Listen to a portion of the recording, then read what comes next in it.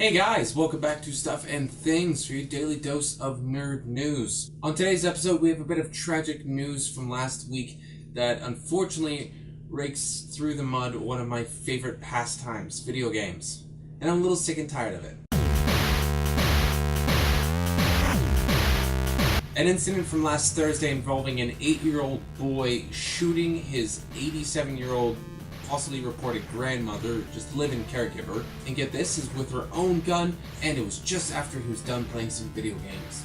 Now, this whole thing did take place in a mobile park in Louisiana, and as such, since it is in Louisiana, the 8-year-old is not facing any sort of criminal charges. Their law is you have to be 10 years old. So, but that's not the important part, because minutes before committing that act, he was playing Grand Theft Auto 4 on his PlayStation 3.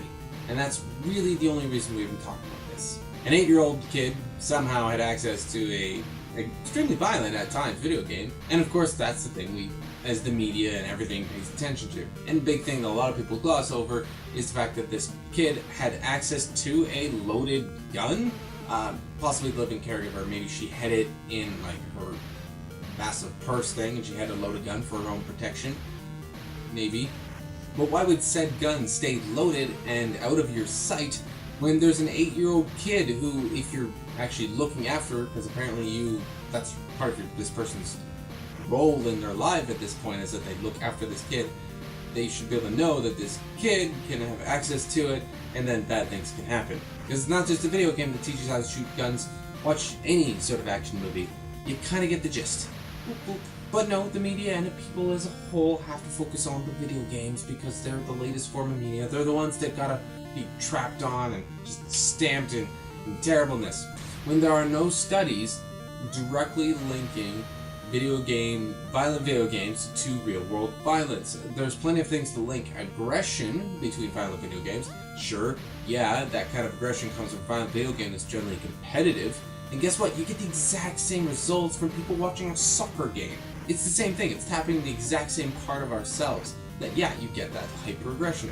We talked about it prior in the show. Other types of video games that are cooperative and everything, even if they could be a little bit violent, they don't produce the same results.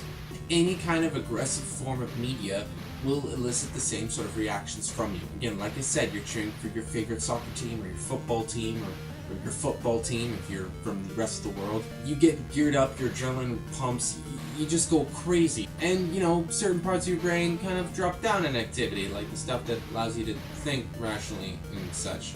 Because it's not needed in that particular point, because you're on the hunt. And there's nothing wrong with that. Nothing wrong with getting your blood pumping and everything. We kind of have to actually simulate that. Or, we actually do go crazy and shoot and punch and stab people. That's just kind of how we work. We need the simulations. We need the arena. We need the gladiators to do good. Thankfully, we don't need to actually kill people to have the same gladiatorial experience. We just, do it at home with our thumbs or our fingers. Now, what I really want in these kind of situations, I don't want the headline to include he was playing video games, because that's not even part of the equation. The headline should read, 8-year-old kid shot live-in giver with her own gun. Her own, probably legally purchased gun. Why did she have the gun out? Why was the gun available in a spot where the kid could get it? These are the kind of questions we should be asking. I shouldn't be making this video trying to defend video games for what they are, because, they don't need to be defended. Video games do not need to be defended. This is not even a question. It's already been concluded a lot of times. It's not an issue. But I'm not going to do a video about how gun control and yada yada, because that's a whole other story. Really, all I'm trying to say here are video games are awesome. This sucks that this happened, because this kid is going to have to live through this for the rest of his life. He's 8 years old. He's got like another 80 years if this family seems to be going quite well in the long living period. He's not going to face criminal charges, but he's probably going to be in therapy till he's 20, at minimum, and then if he can still recover from it, who knows how much longer. That's really what we should focus on. One, crappy, horrible thing. Secondly, maybe you should just take care of your guns a little bit better. Right to bear arms is awesome, but, you got an 8-year-old kid, maybe you should take care of that handgun a little better. Guys, that's really all I had to say on that particular matter, and I'd really love to know what you think in regards to, unfortunately, video games and their violentness and their effect on aggression and everything in youth. Do you think it's an issue? Do you think we need to put even stronger things into place? Even though we don't. We don't, but do you think we should? But we don't. Let me know in the comments down below. And of course, if you like what you've seen, do not forget to hit the like and subscribe buttons, and we'll check you out in the next video.